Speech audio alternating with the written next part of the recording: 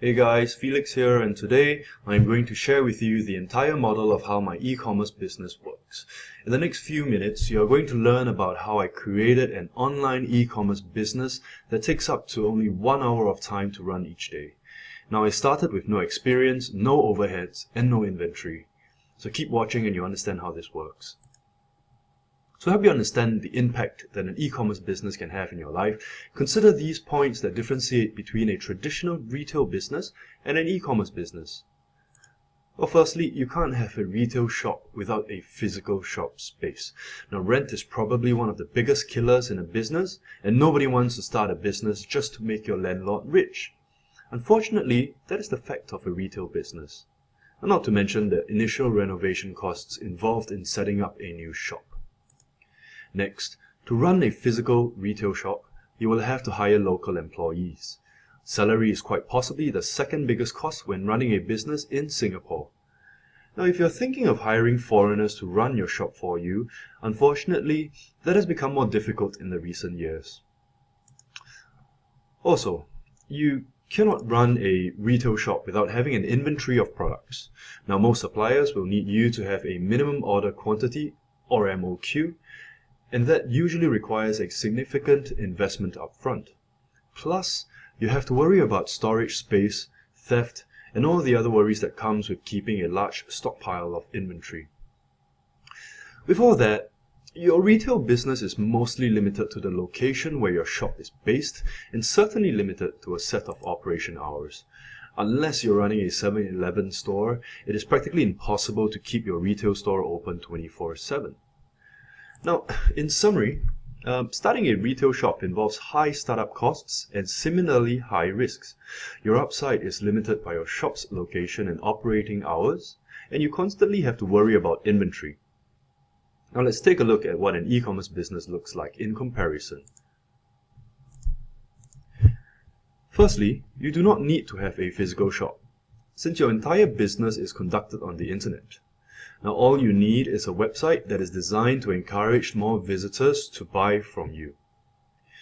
Considering the flexibility of an e-commerce business, you can run it from anywhere in the world. Now, if you ever need to hire staff to grow your business, likewise, you can hire them from anywhere in the world, and they can work from their homes if you wanted them to. The cost of hiring staff online is a fraction of what it would cost to hire a staff in Singapore, no matter their nationality. Now, many e-commerce businesses do not keep any inventory when they first start. They simply sell the products first, then place the order with their suppliers.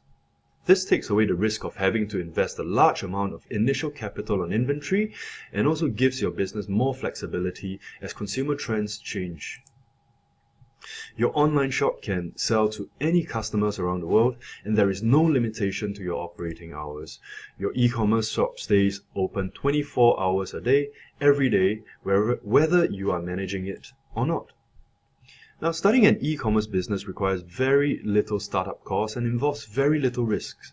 The upside, on the other hand, is limitless. In the next few slides, I will give you an overview of the e-commerce business model that I run. When we start a business on the internet, the biggest consideration we should have in mind is scale. There is no limit to the size of an e-commerce business, which means when we build it, the fundamentals must be built on size. The e-commerce business model that I am about to introduce to you fits the bill. We will buy from the largest manufacturer in the world and sell on the largest social network in the world. Now, let me show you what I mean in the next slide. After setting up your e-commerce shop and optimizing it to generate the highest sales conversion rate possible, the next step would be to conduct product and competitor research.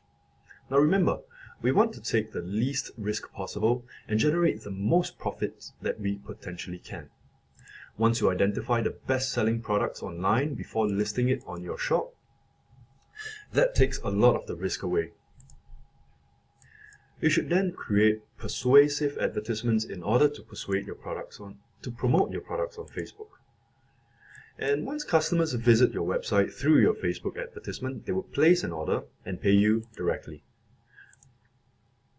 Upon receipt of payment, you will then place the same order with your supplier, who will subsequently ship the product to your customers.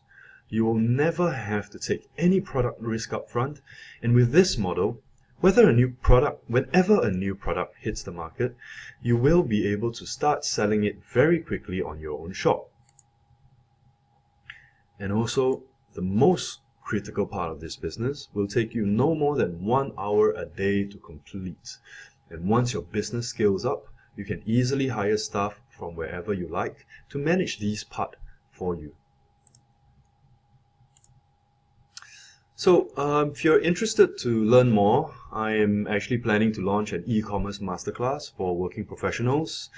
The website is goacademy.asia, so go onto the website, take a look, sign up to my registration form, and someone from my team will be in touch very shortly to arrange to share more with you.